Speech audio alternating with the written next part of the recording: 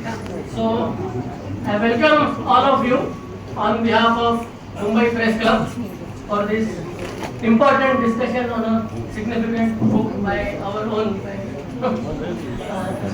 Nita. And I would just lay down briefly few thoughts on behalf of Press Club on this very important question of political prisoners. This question is inextricably linked to the coercive character of the state. I mean, at the outset we have to state this clearly. And again, it is to most of us who have gathered here, it's a common knowledge that this politics of incarceration is a sort of a disciplinary device used by the state against the unruly deviant from the perspective of the state or the other powers, social, economic, political powers. So, as a disciplinary device, it has been used, and therefore we would also like to place here that it is not necessarily a feature of a particular government. It's a feature or a characteristic of the state, of however we would characterize that state. Liberal state, liberal democracy, whatever. But it is a feature of the state, and the instances or the intensity of this device or its employment or deployment by the state varies, and of course under authoritarian regimes it is most intensified, as we have been observing. But the situation that prevails right now, or for about a decade or a little more, is not a sui generis situation either. I mean, there are good precedents of the draconian arm of the state being put into use or action, and there is a whole architecture. I mean, today we discuss about PMLA and UAPA, which of course are in one way that this disciplinary logic is extended to its most intense or logical extreme, as it were. But an architecture has prevailed in post-independence India, and quite of it has also borrowed from its colonial presidencies. So, I mean, just to name and acts like Misa, Tata, there were even sedition. So, I mean, I just recall a famous quip where Nehru told Nasser apparently that Gamal, you put communists in jail, but I put them in parliament. I mean, it is half true. Communists were put in jail under Nehru also. It is necessary to remember this as we deal with and negotiate with the present, the roots of the present, and the long roots of the present in the past also have to be borne in mind.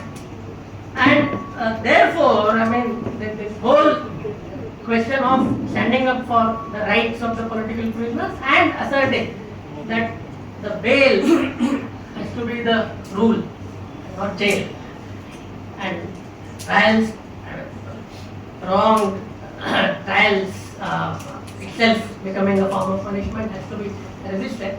And if from Press Club what we believe is that the question of civil liberties and the democratic aspects, I mean, it is true that the disciplinary aspect which I talked about of the state action is there, but there are certain enabling democratic aspects of the constitution.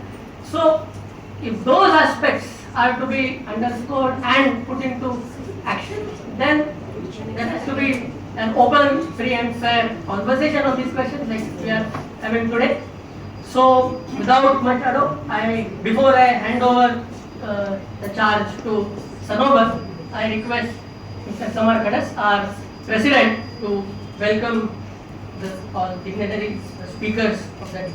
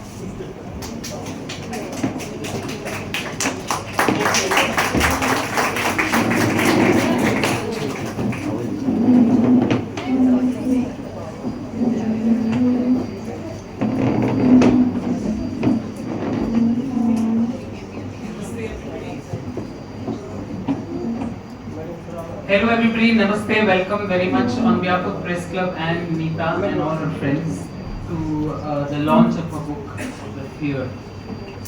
We are really happy to have with us all of you today, and our chief guest, we are really honored to have this Srikrishna as the chief guest today, and the senior counsel, Adv Aspi Chinoy, great writer, poet and playwright, Mr. Ramu Ramnath. Before I introduce them,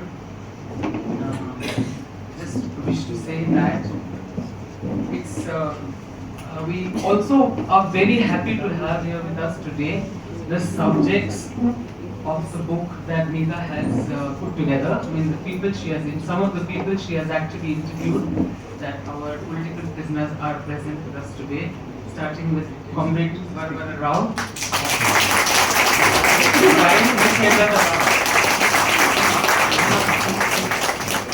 And we have Sudhir Dowle, who has just been released. And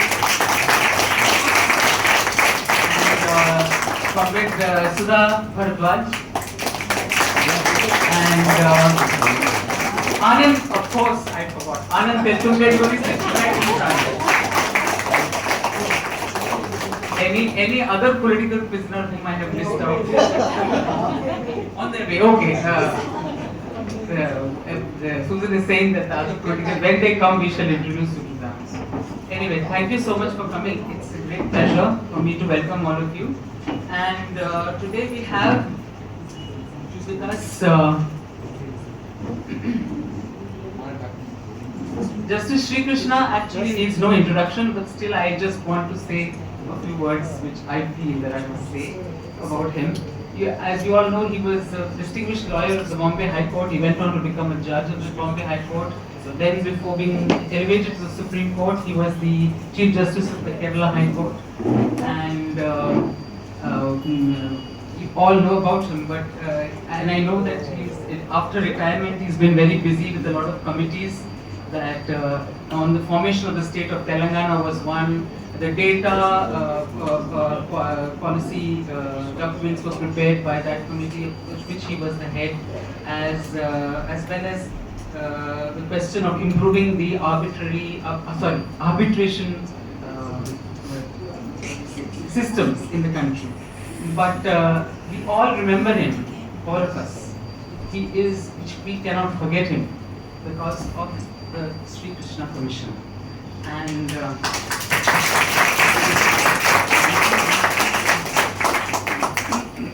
it's not a small thing. And his report, which was extremely brave report, it named 31 cops and indicted them, including a former police commissioner. It's not a small thing if you think of what's happening today. And he restored the faith of citizens and minorities in justice at a time when it was at its lowest. But he also exemplifies, as one of my friends has said, the difference between belief and bigotry. As a practicing Hindu, he didn't hesitate to indict Hindutva leaders for the wrong that they had done. And for that, we will salute him. Okay.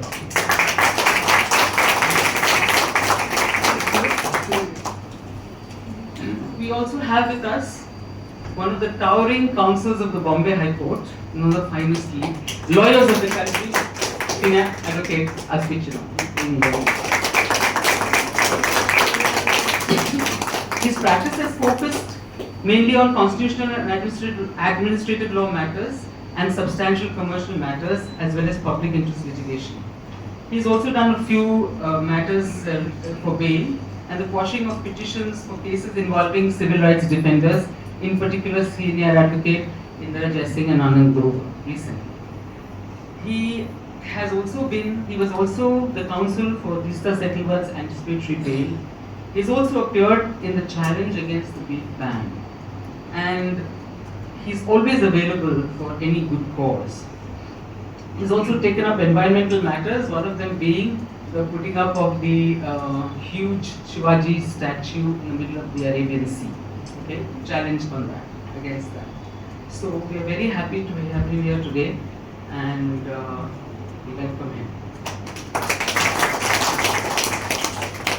And then is my friend, the amazingly talented writer, Mr. Ramu Ramnath. Ramu is a playwright, a poet, and a journalist. And he has written several plays. 5 of them are 8 plays. There is a collection called Three Sakina Manzil. And his the most recent publication contains his 2 later plays, which are real masterpieces. One is Cotton 56 Polyester 84 and Comrade Kumbhakarna. They've just been recently published. He also has 2 collections of poems, very quaintly titled, called My Encounters with a Peacock, and the other is To Sit on a Stone and Other Shorts.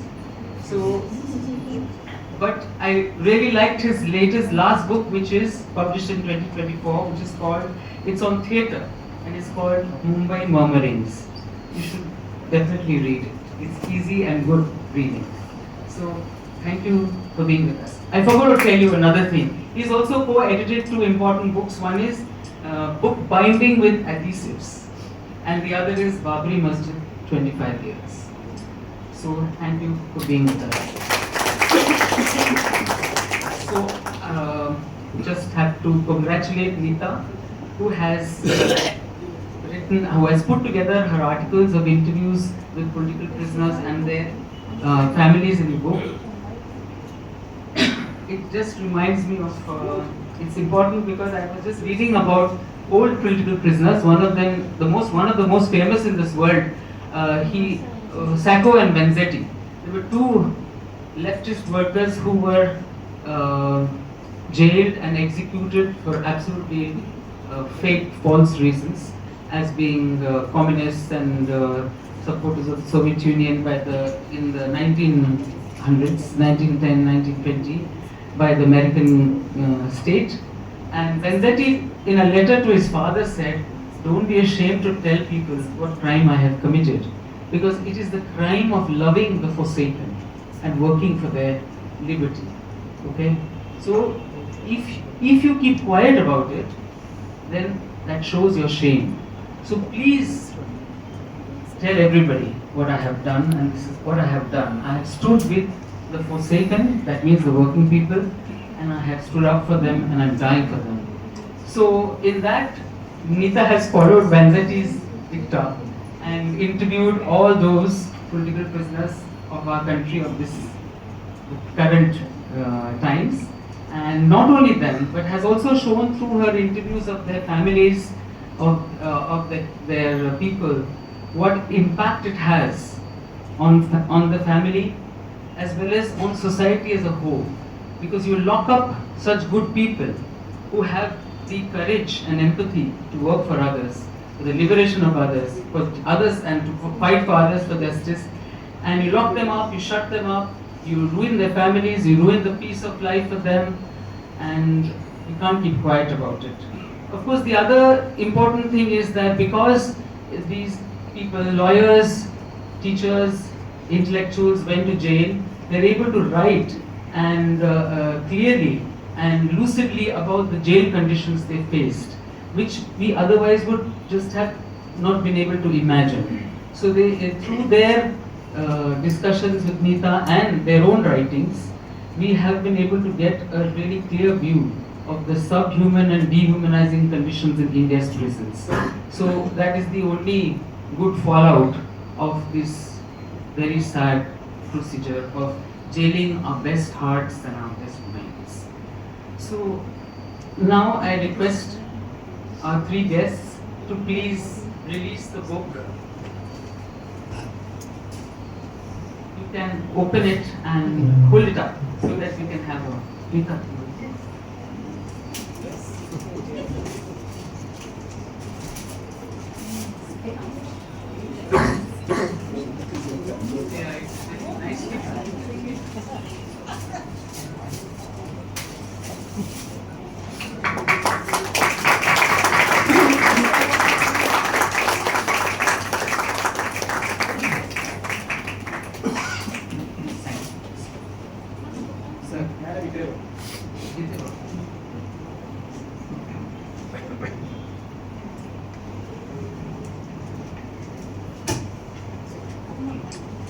I now call upon Justice B.N. Srikrishna to say a few words. Sir. Yes, yes, great.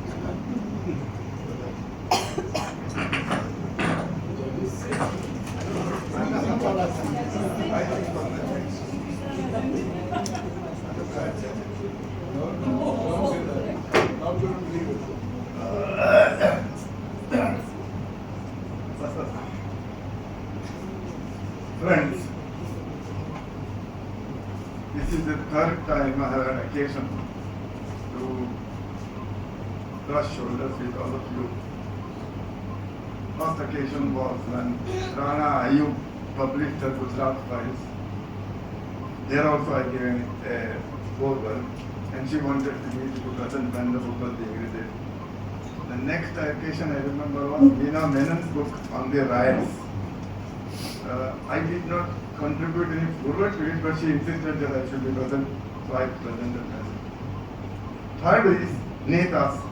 Neeta came to me and very shyly, with a distinct look of embarrassment, said, I have written something, I am prepared to fight, give me a forward for that. So I looked at her sternly and said, forward? What forward? What have you written? Then she said, you want to read the manuscript? I said, of course I have to read the manuscript, without which I can't say what's in it, and then I can't write a forward to it. So she said, can I send it to you digitally? I said, yeah, I may be old, but I can still open my computer and read it. So, friends, believe me, I read it in a day and a half. Because my wife wanted me to do something else, otherwise I would have finished it one day. I was fascinated by it, and I said, this is the reason why we can't really go around and proudly say that we are a great democracy. If the law does not take care of the intellectuals in the country, and this has always been all over the world, power does not make a challenge. Now the power may be in the hands of a democratic government, a communist government, a Marxist government, or an autocratic government, or an outright Adolf Hitler. Whichever it is, power does not change, does not reckon with a challenge. So if there is a challenge, the challenge has to be somehow silenced. And there are various methodologies, tools employed by power to silence it. And Sanober was mentioning it, that bail and jail and all that. I think that is the most misunderstood concept in this country as far as criminal justice today is concerned. After all, what is bail? Bail is nothing but an undertaking taken from a prisoner. Look, theoretically speaking, the prisoner is brought before you, you should finish the trial then and there. That's not possible because of various circumstances. So you have to keep in some way and ensure that he is going to give you an undertaking that he is going to come and attend the trial whenever the trial takes place, because the presence of the accused is absolutely essential in the criminal jurisprudence. So it is just an undertaking. Now, to put conditions, well, the only thing we can object to is when I put you in, enlarge you and bail, don't go around destroying the evidence against you, don't interfere with the witnesses, don't suborn them and things like that. Now those conditions are understandable, but then the laws that we have today, where people are incarcerated for years together with no prospect of the matter being put to trial in any reasonable time frame, and then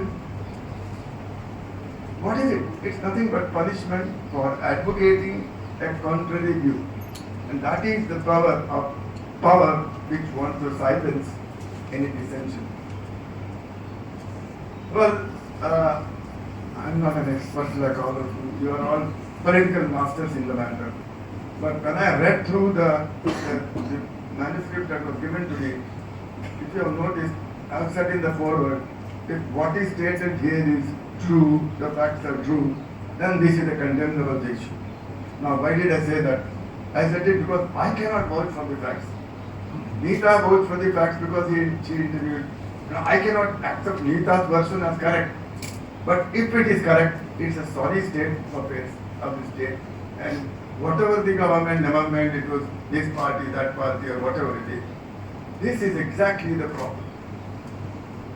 One more thing. I saw a number of you being addressed as comrades and comrades and comrades.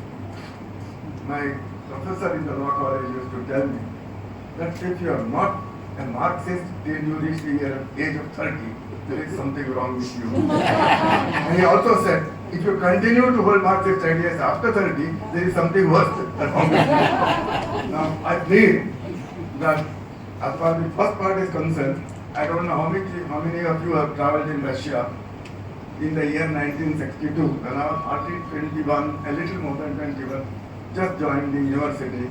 I had the occasion to travel for about 3.5 months in the entire Soviet bloc, including Russia, Czechoslovakia, Poland, Hungary, you name it, East Berlin and all that. And I was very much impressed by the manner in which the communists had improved their economy and brought about a system which would be really appreciated, taking those terms into consideration. I collected a whole lot of books on Marxism, right from Das Kapital, Engels and all that. So my father used to be very annoyed with me. He said, "You are going to turn out to be a communist." No, I'm just reading it. Now, I don't know. I am not even sure how many books are there in my library. But somebody may raid my house and confiscate my library and say, "Here is the tide in the bull Marxist." I assure you that after I turned 30, I accepted my professor's doctrine and said, I don't want to be a Marxist. I'm not a Marxist. I have my own quarrels with Marxists on various issues. But coming to the last thing, something was said about my having headed the Rights Commission, which I was just a hole in the corner judge doing his work quietly in the Bombay High Court. And suddenly it pitched me to international fame. International fame for more reasons than one, because I had the distinct privilege, honor, whatever you call it, of 3 of the American Supreme Court judges requesting for permission to come and attend my proceedings.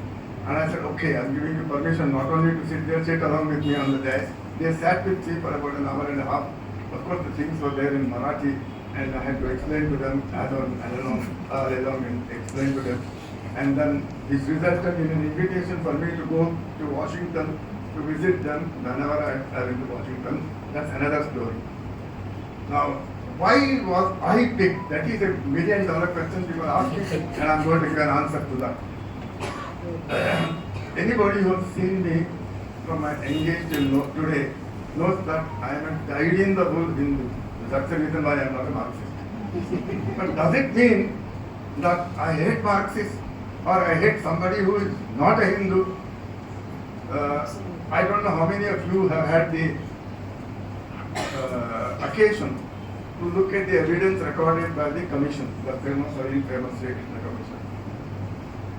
The previous chief minister at that time, Mr. Manohar Joshi, was in the witness box, and I insisted that I will personally cross-examine him. I have cross-examined him. That's a long record of his verbatim cross-examination. One of the issues that was raised was, what is Hinduism according to you? So when I asked him this question, he turned around and said, I don't know, you explain to me. So I said, very good. Hinduism for me is a means of attaining moksha, salvation. Hinduism for you is a means of attaining political power. He said, Abdi Kharai, sir, Abdi Kharai. And that is gone on record for anybody to examine the record. So this is the distinction between using a religious doctrine for the purpose of capturing power. Now, obviously, the person already in power does not like it, and therefore there is going to be a clash of supposed to be at intellectual level, but will come to physical level, unfortunately today. Now, I'm happy that in the company of good lawyers like SP, and my wife always keeps warning me and said, one of these days they'll throw you in the Tihar jail and not grant you paid at all. I said, don't worry, I've got hundreds of lawyer friends who will come and say, He's the most safe person in this. I don't know, I'm not, Aspi, safest person. Do you know the interview I gave to this Hindu Business Line? You know They won't legitimize themselves by arresting. All right. Anyway, thank you. In the few years that are left to me in this life, I'll be happy if I don't have to sit in the Tihar jail. Let me do the reading sitting at home, not sitting in Tihar jail. Where they subject you to these kind of atrocities which I came across. I don't think I'll be able to laugh that up. Thank you for giving me this pleasure of meeting with all of you. Thank you for Anita for permitting me to write a foreword on an issue that is close to my heart. And thank you all for attending in such good numbers and cheering Nita that we hope she comes out with her next book. Somebody at some stage will write a foreword for that. Thank you very much.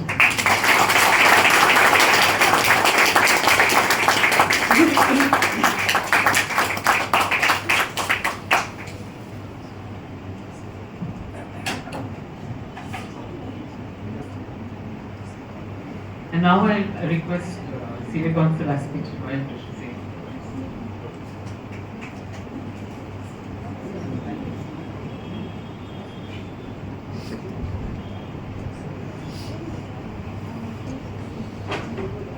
Justice Srikrishna, Nita, and friends. You know, when Nita asked me to read this book and speak on it, I initially find one of the sad things about the legal profession is your ability to read anything non-legal goes down the tubes. But fortunately, I read it page to page. And I must tell you that I see two aspects which I think are of extreme importance. The book shines a light on two matters: political prisoners and prisoners of conscience, and the absolutely subhuman condition of Indian jails, which we as a people tend not to look at because we think we'll never end up there. But it's so bad that I think any self-respecting civilized country can't have such a horrible subhuman jail system. So let me just deal with both these aspects a little bit. See, political prisoners are really a context of political offences, essentially. And these are offences created within special laws. Tada, Visa, UAPA, the works, it only changes alphabets. But they're designed to keep people in. They have special provisions as to burden of proof, special provisions as to bail, designed to ensure that even if you're innocent, you won't come out for 4 to 5 years. And these laws conflate political agitation or support for the poor with terrorism and Naxalism or Maoism. A conflation which then legitimizes in the eyes of the state what they do to these people.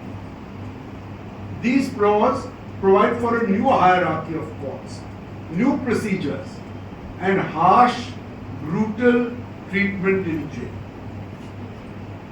Under these laws, and I'm speaking to the converted in that sense, but I must tell you that people are incarcerated for numbers of years, denied bail, for what? For holding or propagating political beliefs, for standing for the rights of the poor and marginalized, especially Dalits. The methodology undoubtedly seems to be to chill and stifle dissent and social activism by using special laws, prolonged detention without trial, to deal with such political activists. It's a digression. And since so many of the Bhima Koregaon people are here, it's like carrying coals to Newcastle. But just let's understand what are the type of people who were put behind bars for all these years in Bhima Koregaon. Gautam Navlakha, journalist, president of the People's Union for Democratic Rights, associated with the Economic and Political Weekly. Sudha Bhardwaj, advocate, Chhattisgarh High Court, a US citizen who came back to help and practice here for marginalized people, teaching at the National Law University, Delhi. Varavara Rao, Hyderabad, political worker, commentator, renowned poet, professor of English and Telugu literature. Arun Ferreira, practicing as a lawyer. Vernon Gonzalez, gold medalist from Bombay University in Commerce, accounts officer at Siemens, lecturer of accounts in Maharashtra College. Do these people look or sound like terrorists to you? I ask myself, it's almost amazing. It's only in our system that you can give a dog a bad name and hang him with it. The consistent pattern and history is of the police targeting human rights activists, incarcerating them by foisting baseless or so weak cases that they know are never going to survive trial. The targeted persecution is meant to strike fear amongst human rights lawyers, activists and writers to deter them from doing what I think law, justice and their conscience requires them to do. And it doesn't deter the police or the state that you invariably get acquitted. Just listen to this. Mr. Varavara Rao was implicated in 25 cases. 13 ended in acquittal, 3 in discharge, and 9 in the withdrawal of prosecutions. Not been convicted in any case, and he's 79 years old. Arun Ferreira acquitted in all 11 cases in which he was implicated. Vernon Gonzalez acquitted in 17 out of 19 cases in which he was accused. A discharge application pending in one and an appeal against conviction in another. So it doesn't bother them that you are ultimately not going to get convicted because the object is not to convict you. The object is to detain you and chuck you into a hole from which you won't emerge for 5 years. Let's be very clear about this. Now, in all these cases, now no one lesser than Justice Chandrachud in the Bhima Koregaon judgment said that nothing produced before him remotely supported the charges that were said to be brought before him. And he in fact said that recording a finding that the allegations against these activists is taking liberties with truth. But they remain behind bars. Judgments come and go, judges come and go, the state is so omnipresent that no matter how innocent you might be, no matter what you have, you'll be there for 5 years. And that's a chilling factor. Now I come to the second part because that's very important. All of us, I definitely, associate jails with criminals and did not give, I would say, much of a second thought to the way people are treated once they are in jail. Possibly, the only positive consequence of this system of incarceration is that with the incarceration of these political activists who are educated, articulate, and have an ability to tell us of their experiences in jail, it forces us to focus on the absolutely atrocious state of Indian jails, which we tend, see, let us understand, most of us survive by not looking at things we can't go. One of which is what happens behind bars. So we live our lives, we hope we'll never go to jail, and we try not to look at what happens in a jail. Neeta's book and its interviews shines the torch on the way these political activists, who are treated better than most people in jails, were harassed, the torment they undergo. And can you imagine what it would be like for ordinary poor people who have no recourse, whose stories no one is interested in, and who remain there for years, brutalized. They are jailed in filthy cells, given no beds or chairs, not even a cot. Most times, a mattress is denied. When the mattress is given, as Neeta's book points out, it's filthy and torn. You have great difficulty in sleeping on it. The amount of space you have in a cell is just enough for a body to sit like a sardine next to each other. Mr. Teltumbe had to approach the court for a mosquito net at the Taloja jail. Vernon Gonzalez contracted dengue because they wouldn't give him a mosquito net. You remember Father Scan, you have to go to a court to ask for a sipper and a straw. I mean, if anything is an indictment of our system, this itself is adequate. To say that the jail system is broken and substandard is an understatement. It's hell. And we look not at the hell because we hope we'll never have to go there. But I think this book makes it important. You have to look at it. No civilized society can permit such a prison system and then call itself a civilized society. Jails are so grossly overcrowded. Why can't the government provide better jails? You put someone in jail, it's all right. But you don't have to treat him like it's a concentration camp and worse. And we are all appalled at the condition of the German concentration camps. Why don't we have a look at Taloja or Yerawada or Tihar and see how bad it is? It borders on a concentration camp. The food is filthy, it's unhygienic, it's inadequate. You are made to sleep on the floor. You are not even given a rug or a mat in most cases. We just don't think about it. When I read it, of course I knew things were bad, but I realized how bad it was when I read this book. And I think that does great tribute to shining the light on this. If we fail to look at it and try to do something about it, we deserve in time to be condemned in it. I would only say, because I don't want to overstay my welcome also, that, we live in a peculiar society where we try not to look at that which we cannot cope with. And we carry on day to day on that basis. But the problem what hell holds is they come home to you if you don't go to them. Maybe it doesn't come home today, but it will come home tomorrow. These sort of things, if you look back at society and histories, these problems don't go away because you don't look at them or do something. They increase in magnitude. From the political activists, it comes to the average people. And there will come a time where if we don't do something about this, we are all going to be subjected to this inhuman carceration principle in the same hellholes. So I don't know, maybe the book is a good thing because it made me look, but I think somehow we must shout from the rooftops that a civilized society cannot treat political activists in this manner.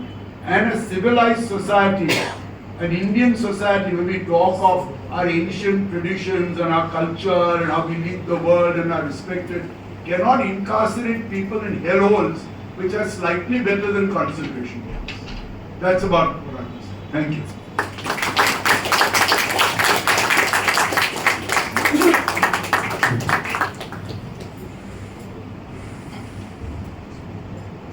Now we request Ramu Ramnath.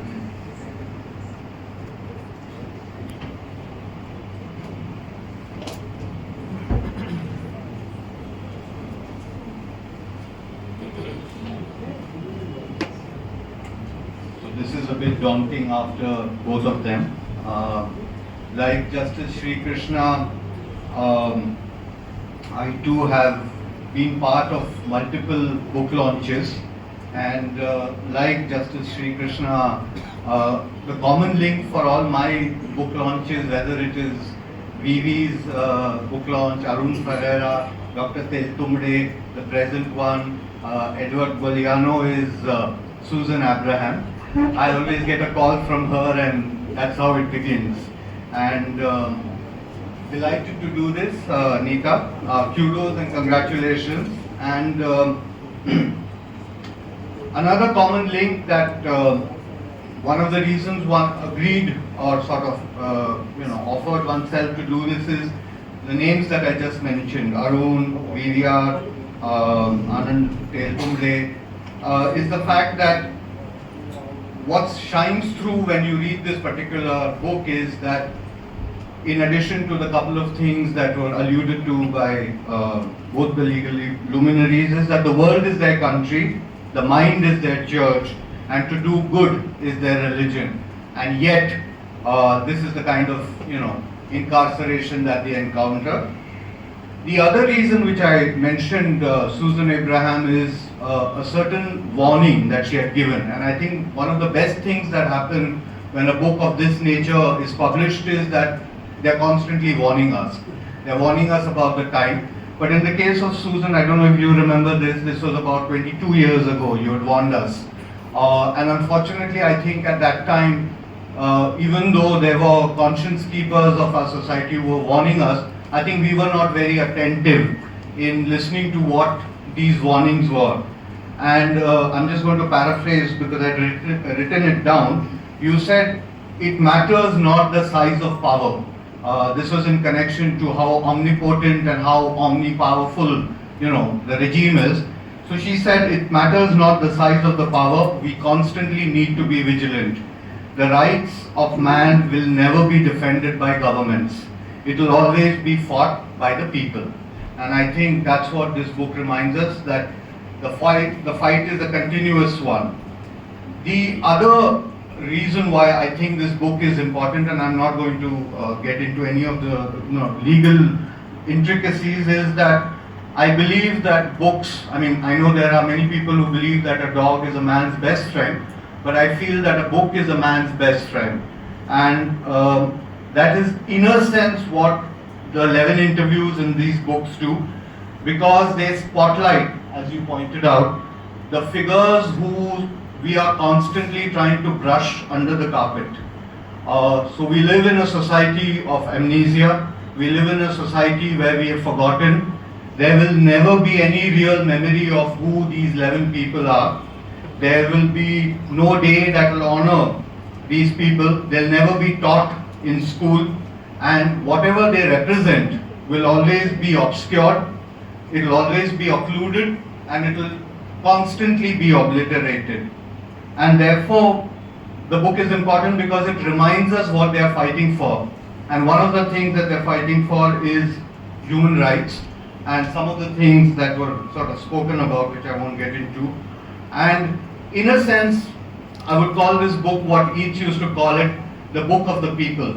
It is the voice of the people, and therefore it becomes very, very important. My only complaint with Nita was, and I think I told this to her, that instead of 11 interviews, there should have been 89 more, 100 interviews. Instead of 240 pages, it should have had another 1700 pages, so 2000 pages, because I think it is a reminder of that which we all are so eager to forget. I mentioned Susan's foreshadowing, and because I'm a playwright, a poet, and all of that, I'm also trying to dwell into why I say the book is important and why voices of conscience are so critical.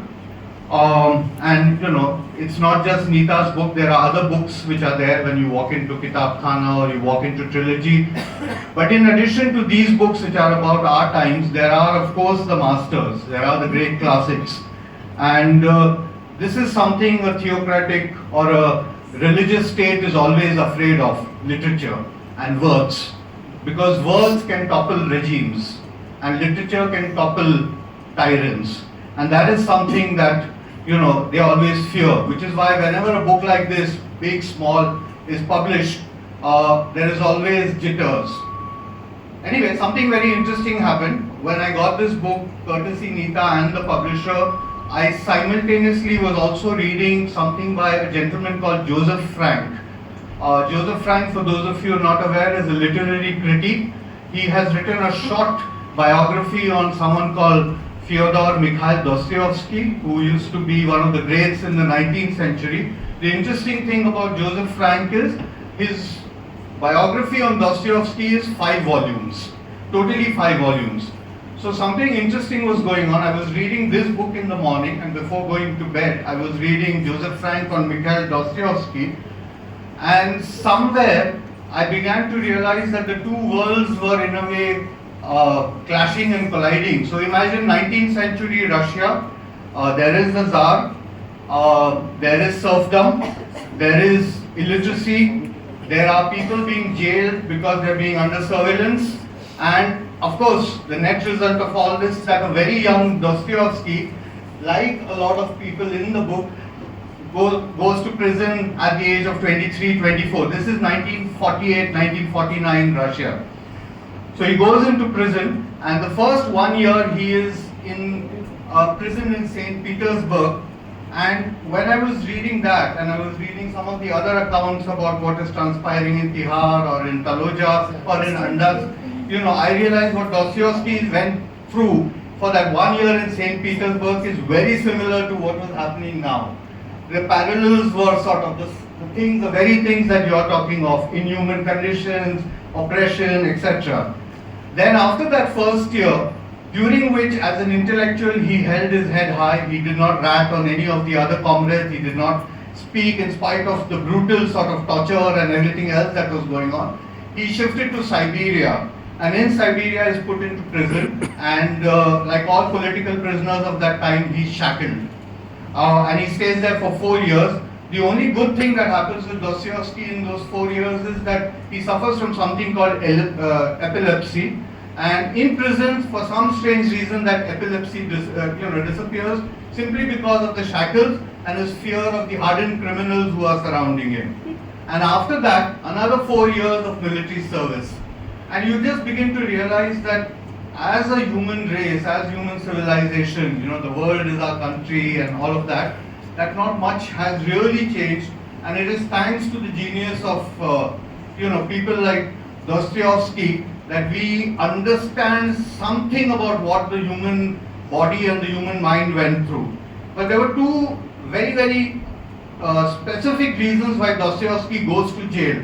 And again, you see the parallels between the Tsar then and what is transpiring now. And you begin to realize two things: that human society is moving in cycles, and number one. And number two is the degree of oppression. It hasn't lessened, it has just, a multifold time multiplied.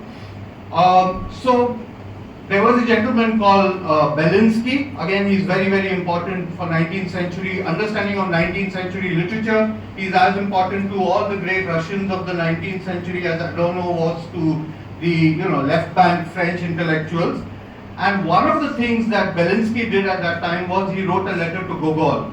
Gogol was one of the greats who wrote, The Overcoat, which is rated as the best short story, blah, blah, blah. But Gogol also wrote something where he, in a way, pardons Tsarism and equates the theocratic state to what is happening in Russian society.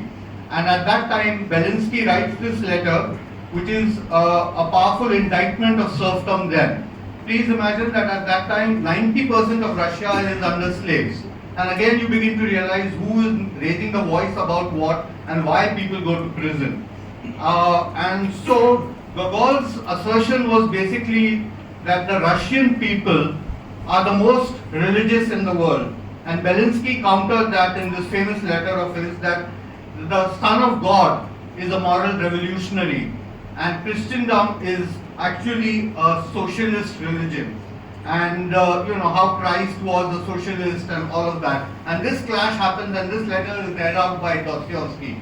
The moment he reads this letter out, he is sort of called all the things that the 11 political prisoners who Nita has interviewed are sort of, talked about. His relationship with Belinsky is ambivalent. Belinsky praises Dostoevsky as the greatest genius, but they fall apart.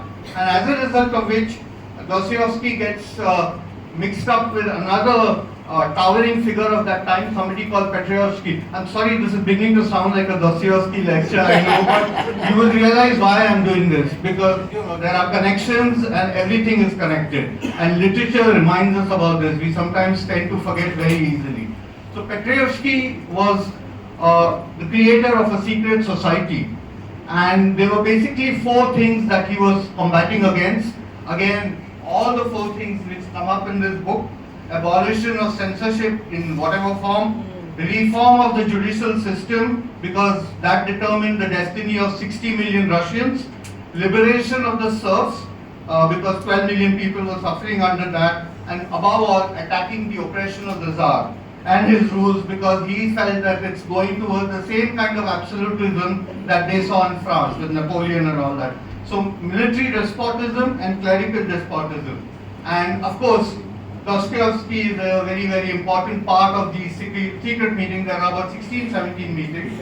And again, parallels because there is a gentleman by the name of Antonioli. He's a he's a police spy, and he has the best reports about all these meetings.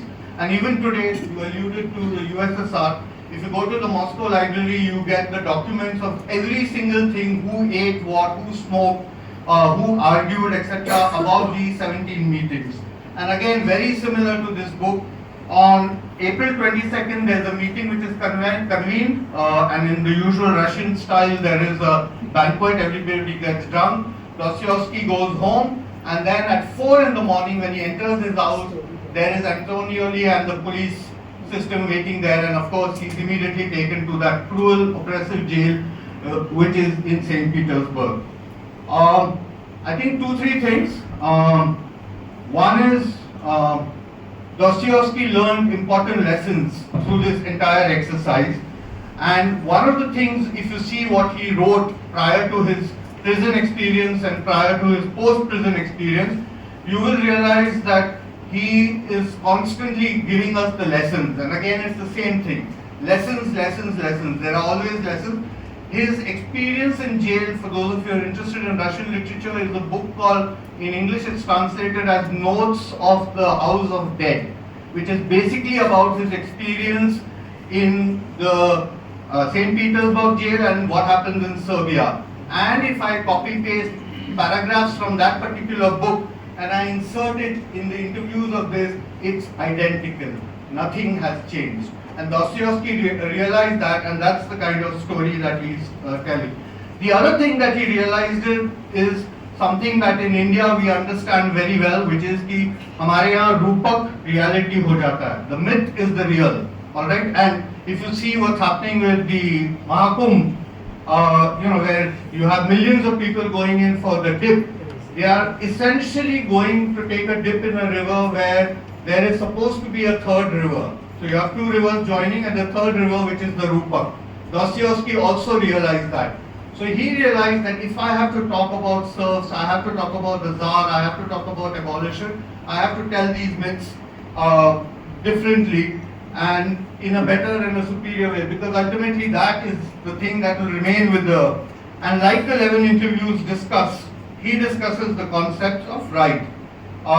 That the rights belong to everyone. And if you read everything else that he wrote after that, The Idiot, The Brothers Karamazov, you will see that what he is constantly underlining is that there is no notion of divine rights, that there is no divine right for kings, rulers, bishops, priests, and there are likewise in today's time what this book is telling us, there are no divine rights for people in power, governments and regimes. So again, the same parallel to that of Dostoevsky. The book is cautionary tale, and I strongly advocate that all of you please purchase a copy of that. It's about seditious usurpations, but there is hope. And the reason I say hope is when I sort of turn to the last page is that one of the mistakes, and I think that's the lesson Dostoevsky teaches us and Nika teaches us through these 11 interviews, is that one of the mistakes that people in power make is that they consider whoever they imprison to be weak, or they consider them to be stupid. The British Empire paid a very high price for this folly. The question that remains at the end of the book is, what is the fate of the present dispensation? And that's the question to ask. So thank you very much for doing this. My only hope is that like Joseph Frank had volume 1, volume 2, volume 3, volume 4, volume 5, we will also have volume 2, volume 3, volume 4 and volume 5.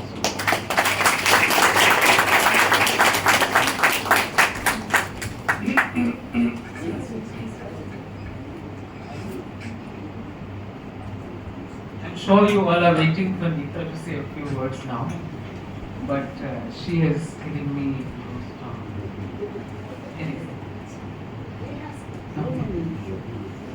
anyways, please do come and say something about how you notice.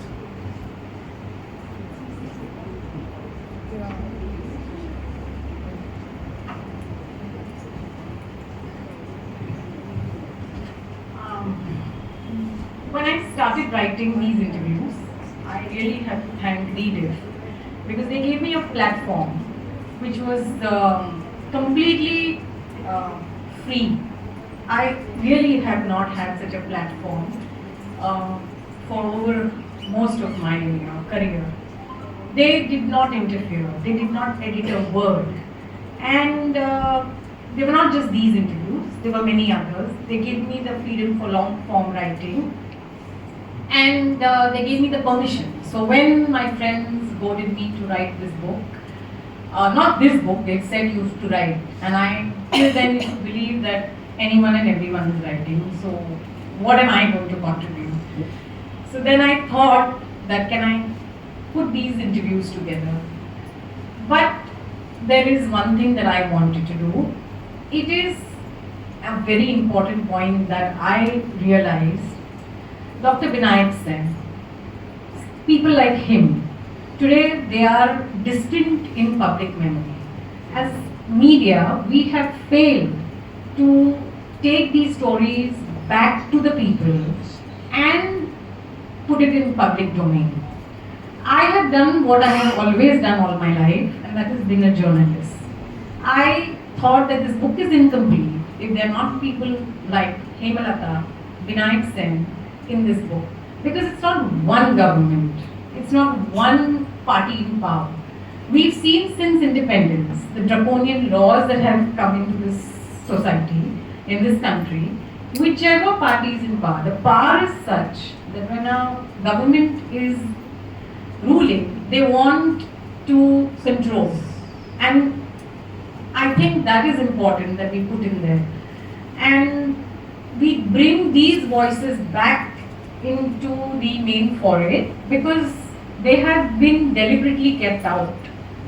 So I think, and interestingly, when you listed out the number of cases that VV has not been convicted, there were 2 cases only against Hemalata, and she was convicted. And she, of course, it got cleared eventually, but she was convicted. He has never been convicted. And she was never even seen as a political prisoner. She was always seen as the wife of Bara Rao. And that is how our society is. Over a period of time, as I did these interviews, I thought that this is the way I can collate them and put them together in a book, because we need to bring these voices out. We need to know the root cause of why we reached here. And I think that with years, these laws are getting worse, and the perception in the minds of public is you must have done something wrong, and that is why you are in jail. And I hope this book makes people realize that you don't have to be in the wrong to be behind bars. You just have to be an opponent. You have to oppose. You have to dissent. And we all do that, whether it's our parents, our family, we all have rebelled, we all have opposed. And we are always seen as the guilty. And that's exactly what it is. Except that the accusations against some of these are so severe, not proven till now. The other thing is, of course, which everyone has spoken of, is the condition of jails. So these interviews really highlight that. What is more important is the mental health, the toll it takes on their mental health and the mental health of their families. Imagine that so many of these, except one journalist, that is Prashant Rahi, one case who is cleared of any legal issues, he's been acquitted. All of the others continue to be under the fear of law because these cases do not end. They are adjourned, they continue to appear in court. Just before the case, the families undergo a lot of turmoil, and there is never a conclusion, which is what their stories tell us. But I think at the end of the day, they are so inspiring. They are not sitting back dwelling on what has happened and crying, or it's not depressing. How they survive, how they network, how they help. They are privileged compared to the other prisoners. They are more educated than the other prisoners. There are prisoners who don't even know anything about their cases. They don't have lawyers. And how they have helped them. And they continue to help them even when they're outside. And not all of them are activists, by the way. And the last point being, whatever your ideology is, whatever the bent of mind is, whether you're a Shiv Sainik, whether you're an NCP, whether you are Marxist, whether you're communist, when you oppose, you're the same in the eyes of the government. You may have been with them as an alliance partner, but the minute you speak up, you are an opponent. So I think their stories tell us that speak up and stand up for what you believe. I want to really thank Rediff, especially Mr. Ajit Balakrishnan and Nikhil Lakshman. I got publishers. It was a little difficult, but Yoda stood by me, Simon and Schuster. Thank you, Justice Srikrishna, for that lovely foreword and for coming here today. Thank you, Aspi sir. Your word at the alumni dinner that you will come and you will speak. Thank you. Thank you, Ramu. Thanks a lot, Press Club. They have really been very, very welcoming and they have really helped me. Thank you, Samar.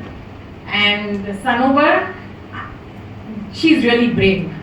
And on the weekend, her building had a fire on the flat above her house. She's really gone through a lot and she's here today. So thank you. And thank you everybody. Thank you the 11 people who have spoken to me. Because without which this book would have been incomplete. Thank you everybody.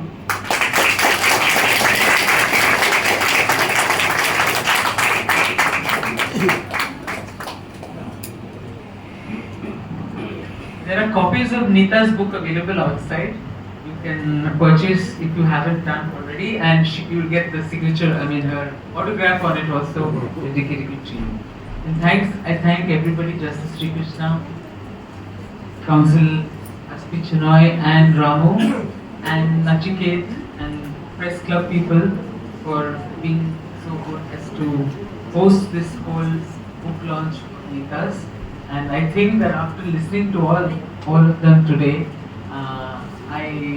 I'm sure you all will be inspired to stand up for the release of political prisoners and for the improvement, to make the jails of India much more livable and civilized. Thank you so much for coming.